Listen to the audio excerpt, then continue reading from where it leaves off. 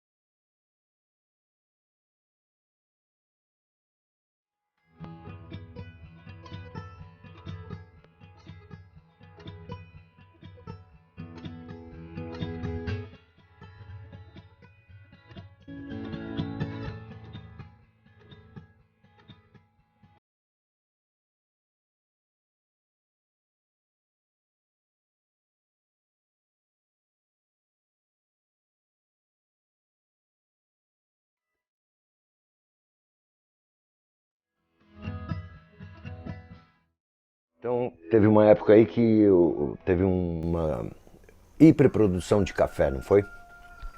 E para onde que ia? Como é que ia levar isso? Para Paraty? Era impossível, né? Porque a plantação era no Vale do Paraíba e Jundiaí. O Barão de Mauá, o Irineu Evangelista, ele era um visionário. Ele entendia que São Paulo tinha uma condição de se desenvolver, mas só se houvesse uma melhoria do transporte. O Barão de Mauá tinha até recurso. Ele era o empresário mais rico do Império. Ele não tinha tecnologia. E ele vai se associar a quem tinha as duas coisas, aos ingleses. Os ingleses eram capitalizados por conta da riqueza, que eles já estavam em plena Revolução Industrial. E eles vão se associar ao Banco Rothschild, que é um grande conglomerado financeiro inglês.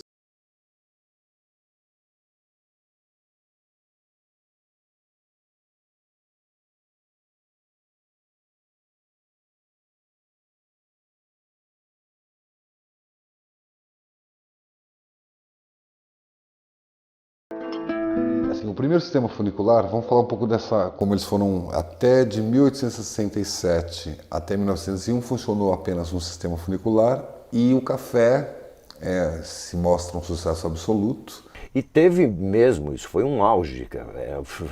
24 horas de transporte de café para o Porto de Santos. Em 1894 já estava totalmente... Era notícia, né, estampada nos jornais de São Paulo que a ferrovia não conseguia atender a demanda do café. Então a ferrovia funcionava noite e dia, e não conseguia atender essa demanda. Aí o próprio governo federal faz uma pressão sobre os ingleses, ameaçando ampliar essa concessão para outros interessados e solicitam que eles façam estudos para desenvolver e melhorar essa condição de transporte. Os trens chegavam, depois iam dividindo os trens, né? Parava na estação, ia dividindo os trens de dois em três vagões e engatavam no locobreque para levar para o patamar para começar a descer a serra. O locobreque ele tinha um maquinista e o foguista. Eles punham a lenha dentro de uma caldeirinha que tinha dentro da máquina. E aí eles pegavam e punham fogo ali para fazer pressão, né? Fazer aquela pressão para o cabo pegar, para a máquina descer, pegar o cabo, que tinha uma peça na máquina que descia, abraçava o cabo e o maquinista puxava a alavanca, ele puxava e ficava grudado ali, não saía. Quando o locobreque dava o pronto, o maquinista do locobreque dava o pronto, ele batia uma vara de cobre em cima dos fios e dava sinal na máquina fixa, onde eles começavam a rodar a serra.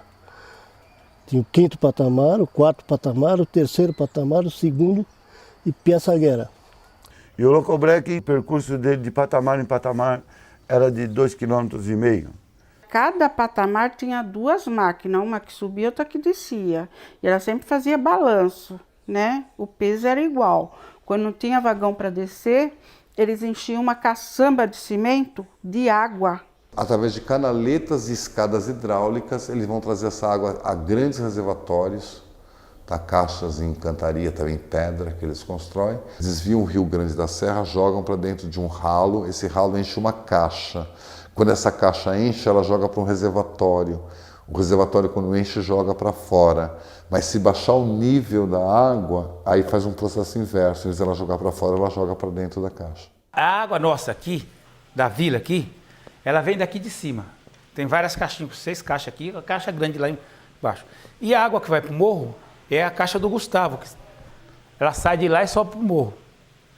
E se a água que vai aqui para abastecer o Locobreque, é aqui embaixo, aqui perto do Rabique.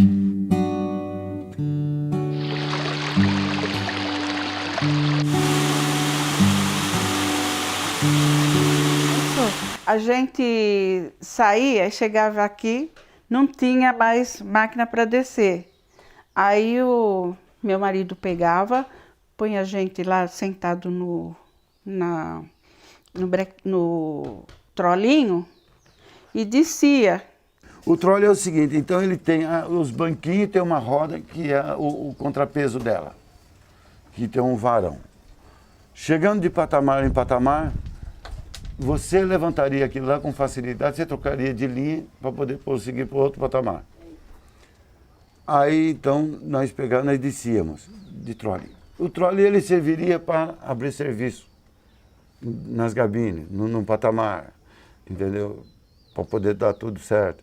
Então ali você conferia os maquinistas, os foguistas e os fiscais de viagem, que era, tudo isso tinha em cada patamar.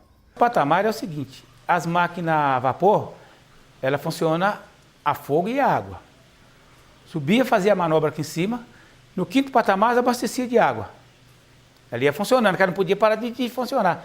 Ela não podia baixar menos de 100 libras, senão tirava a potência do cacinete, que prendia, a compressão, prendia o cabo.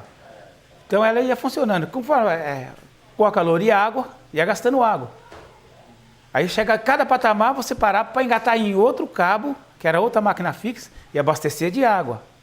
Que a gente morava assim nos patamares para fazer a comida e levar a marmita na hora certa. Todos aqui têm horário diferente, né? Um trabalhava à noite, repousava durante o dia, né? E outros trabalhavam durante o dia e à noite era livre para eles. Então tinha que obedecer ao horário um do outro, né?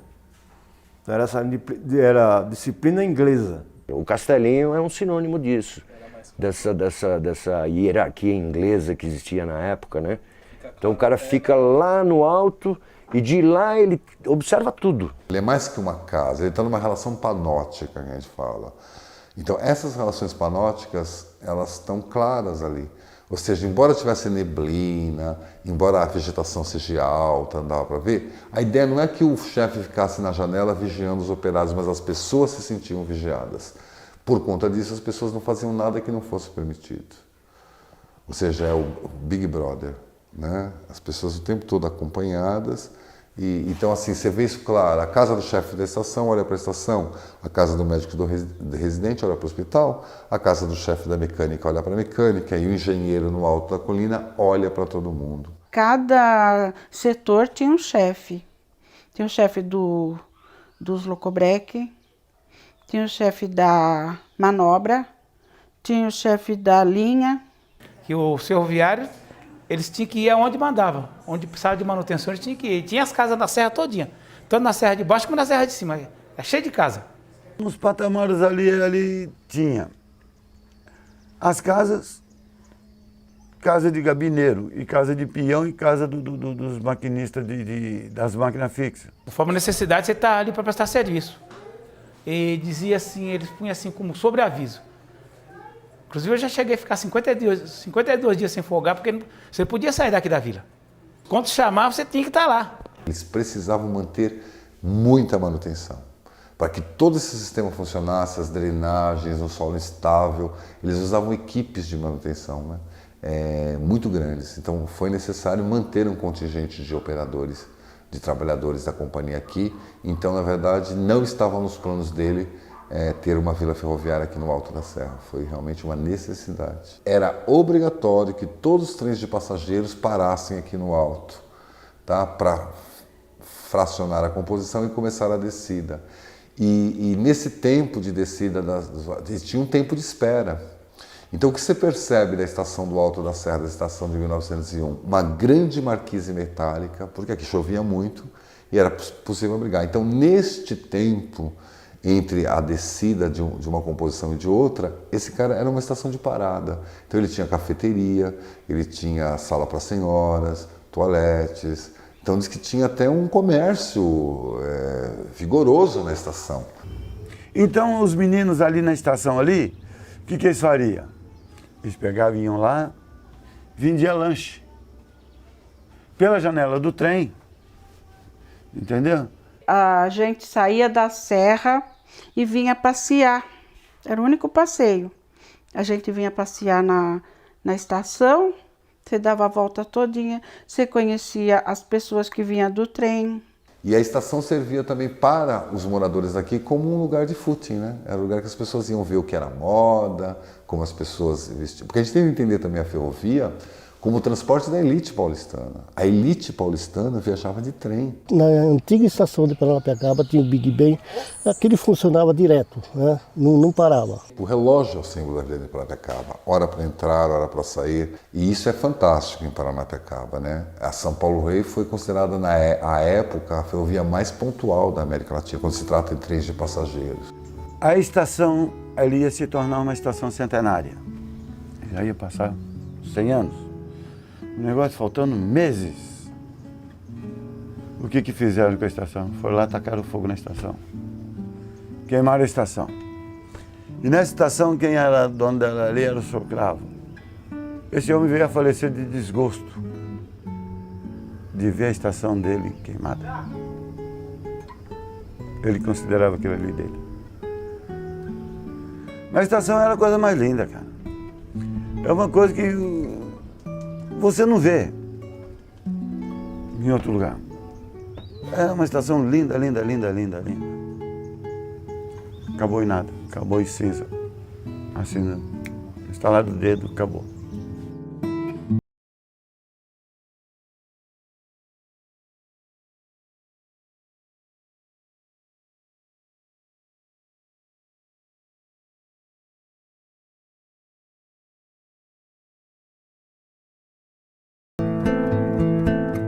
Na verdade, em Paranapiacaba, o que nós temos ainda que é bem parecido assim do que existiu lá é a Varanda Velha. A Varanda Velha é muito representativo de como foram essas primeiras casas. Casas muito pequenas, tá? Construídas em pinho europeu, utilizando mata junta. Você vê a Vila Nova Martin Smith, já é 40 anos depois, ela vai usar aqueles encaixes, né? Macho e fêmea, para compor a parede da casa. Aqui não, aqui na Vila Velha você vai ter essa condição de mata juntas. Lá embaixo, na verdade, aquelas casas não foram construídas para serem moradias. Aquela parte do Bar da Zilda, aquela parte mais para cima, aquela parte mais irregular, que tem vielas e tal. Aquilo eram galpões, na verdade. O que existia de moradia ali era para solteiros, que tem aquele galpão. O pessoal que não era ferroviário, que não era casado, então eles iam para ali. Lá tinha uma cama de solteiro, um colchão, nada mais. Aí você traria seus utensílios de higiene. Um lençol, uma fronha, um travesseiro. Solteiro, era os barracos. Casado, tinha casa, né? Algumas casas vieram pré-fabricadas. Outras que foram feitas com pinho de riga, porque todo o equipamento, os equipamentos eram muito grandes, né? E pesados. Eles vinham em caixotes, e essa madeira era uma madeira comum, é como o pinho hoje aqui no Brasil. E lá era esta, pinho de riga. Ela é muito resistente a cupim e umidade. Ela tem muito óleo. Então as caixas vinham os equipamentos vinham nessas caixas. E isso era reaproveitado para fazer aqueles galpões que são feitos de qualquer jeito lá embaixo. Mas também vinham tábuas, vinham peças prontas, paredes pré-fabricadas e tal. Telhas, elas vinham de lastro no navio. Né? O navio, imagina você encher o navio em cima e embaixo como é que fica. Então eles faziam lastro inclusive com os tijolos. Na verdade, eles vão criar uma condição de tipologia. A prova de que as casas eram pré-fabricadas é que essas casas eram encomendadas pela Estrada de Ferro. As casas elas eram dadas para os ferroviários por classificação de filhos. Você tem tantos filhos, o seu cargo é tal, então o seu direito naquela casa é melhor. Você é encarregado, não sei, da VP, e sua casa é melhor que a do batedor de chave. E assim era. Quem fazia a manutenção das casas, aqui já tinha carpinteiro, tinha marceneiro, tinha pedreiro, tinha tudo da ferrovia. Quando precisava alguma reforma, então a pessoa que morava na casa, eles faziam o pedido e iam os funcionários para reformar. Cada 2 anos, o chefe vinha na casa da gente e olhava tudo que faltava e arrumava tudo, pintava, arrumava chão, tudo. Aí entregava pra gente. Quando a gente saía, eles vinham olhar outra vez para ver como que estava. Se tivesse faltando um vidro, vinha descontado no pagamento. A empresa era responsável por tudo. A manutenção da cidade, da parte baixa, era a Estrada de Ferro, né? A parte baixa foi feita para ferrovia, né? Primeiro movimento aqui foi ferrovia. E as pessoas que vinham de fora, eles foram arrumando casas lá em cima, fazendo casas lá em cima. Então lá era particular, sempre foi particular. O nascimento da Partial, 1861, um acampamento, que já falamos, esgotamos de falar, o acampamento de 1861. Um ano depois, janeiro de 1862, nem um ano depois, um português, o Bento José, né, vindo de Quatinga, ele se instala no lado oposto. O acampamento está desse lado da linha, ele se instala no lado oposto e ele era um mascate, ele vendia tudo que você possa imaginar que um acampamento precisasse. Espelinho, carnes secas, embutidos, né? Ou seja, ele viu aqui uma condição de fazer comércio e ele não pensou 2 vezes. E é o Bento José que traz a devoção, um português muito católico, e ele traz a devoção do Bom Jesus, né? Que hoje é o padroeiro católico aqui do local. Cada um comerciante de lá tinha uma carriolinha dessa para vir buscar o gênero aqui embaixo e levar lá para o morro, né? Porque a área comercial era lá. Eles começaram a vir, porque lá são portugueses, são pessoal que veio de Mogi, italianos, que se estabeleceram lá, mas a grande maioria é português. Era português, agora já miscigenou. Vinha de trem as mercadorias, tinha o carro que era o bagageiro que trazia as coisas, descarregava na estação, punha na carroça, levava para o morro, como trazia para lá de cá. Então as mercadorias elas vinham tudo lá embaixo, dentro de 3 vagões. Entendeu? Ali dentro você escolhia tudo que você queria para sua casa.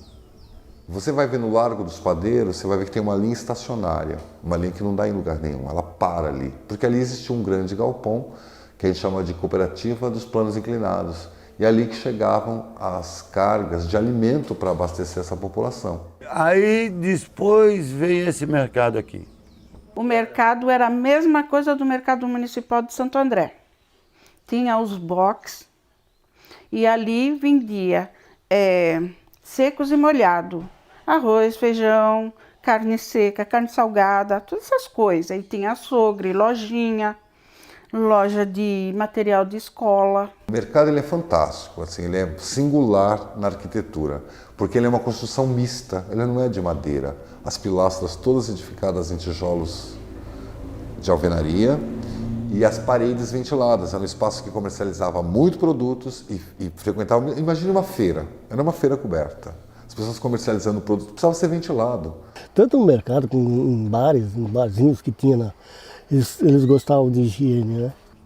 Aqui, além disso, aí nós tínhamos 3 açougues, nós tínhamos uma padaria excelente, que é a padaria do falecido Zequinha. Nós tínhamos uma pensão muito boa aqui também. O pagamento aqui, na época, vinha ter um pagador. Fazia pagamento aqui.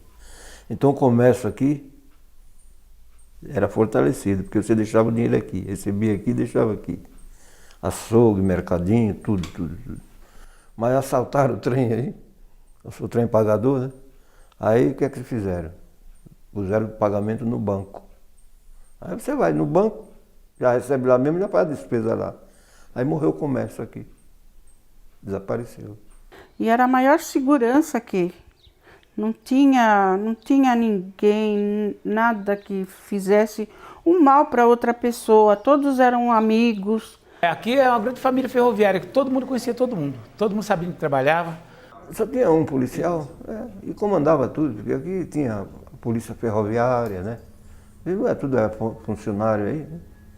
Então, não precisava. Às vezes saía alguma coisa mais grave, mas é muito difícil. Assim, hoje é muito fácil, a gente olha para Paranapiacaba de uma maneira bucólica, né? Um lugar bucólico. Parece, até dá a impressão que os ingleses vieram fazer uma colônia de férias aqui na América do Sul. Eles vieram implantar uma vila operária. Então aqui era carvão, trabalho, cheiro de fumaça, gente entrando, gente saindo. Então imagina um pátio de uma empresa. As pessoas sempre muito sujas de graxa, né? Então o ar muito pesado, né? Muita fumaça de locomotiva, carvão, né? O carvão, as pessoas, as casas cinzas, né? E misturar isso com a cerração da neblina. Então a gente tem de olhar com um olhar mais histórico, né? Mais real sobre a vila. Então imagine também para esse trabalhador os riscos que ele tinha nas manobras nesse pátio ferroviário. Eram raros aqui no passado famílias que não tinham mutilado. O Múrcia tem pessoas ainda vivas acidentadas, tem pessoas que faleceram mesmo. Já aconteceu acidente, estourar o cabo, escorregar a máquina e matar muitos passageiros. E aqui era muito acidentado mesmo, naquele tempo. Não era engate, hoje é engate central, né? Naquele tempo era corrente. O manobrador tinha que ficar entre um vagão e outro para engatar a corrente, né? E nisso aí tinha muito acidente, às vezes trançava. E a pessoa tinha que estar esperta, senão morria. Que acontecia muito desastre com a serração, aquela serração era mais forte. Então a pessoa não enxergava nada. E tinha também o carro fúnebre, que é um carro fúnebre especial, que era só para transportar as pessoas que vieram a falecer na serra. O irmão da vítima estava trabalhando aqui no patamar. Quando o cometa chegou, trazia o cap do menino, o bonezinho dele na frente. E quando ele olhou, ele disse assim, meu irmão morreu. E não deu outra, é verdade. O cometa trouxe o bonezinho do menino, do irmão na frente. Aqui não tinha ambulância de roda, né, de carro, assim. Era de trem. Eles ligavam daqui, do alto, da estação, e eles liberavam a linha toda para ela passar e socorrer a pessoa. Aqui tinha farmácia que manipulava o remédio para os pacientes, tinha o hospital velho, tinha, como hoje em dia tem, o pronto-socorro, que é muito bom, daqui de Paranapiacaba.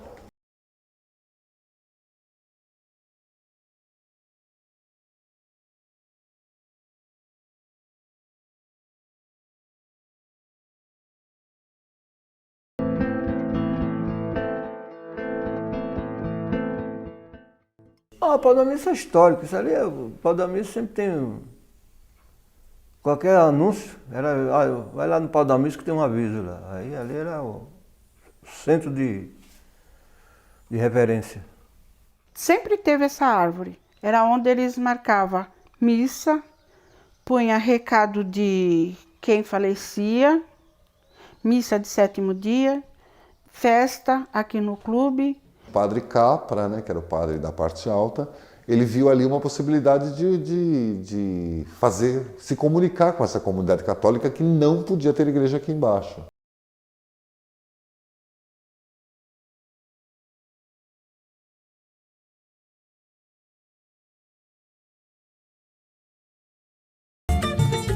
Lira já era outra coisa, né? Tinha escritório, todo mundo era sócio.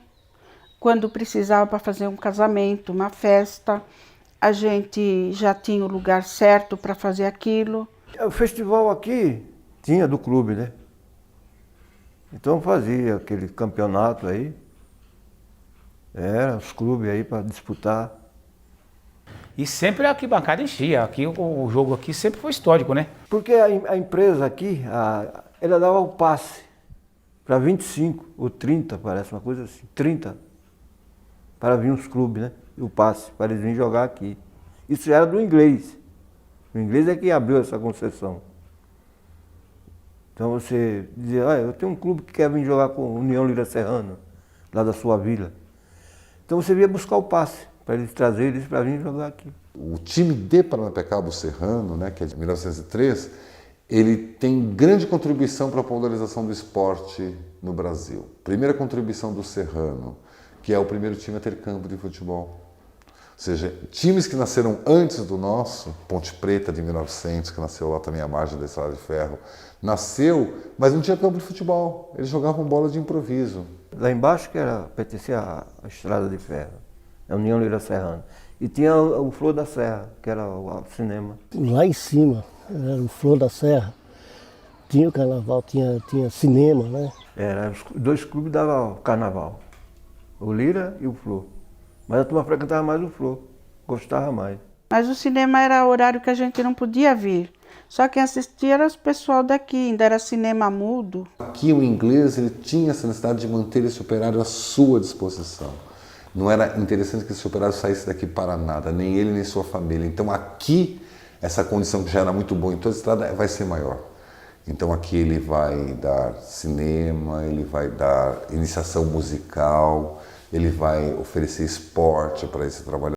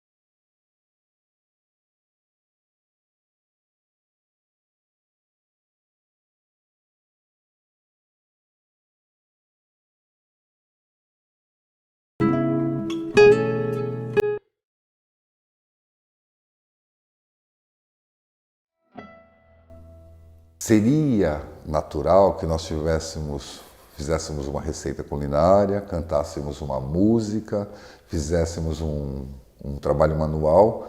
Nada, eles não deixam absolutamente nada na cultura. O que eles deixam é na arquitetura, está presente aqui, né? No planejamento urbano, você tem essa influência muito clara.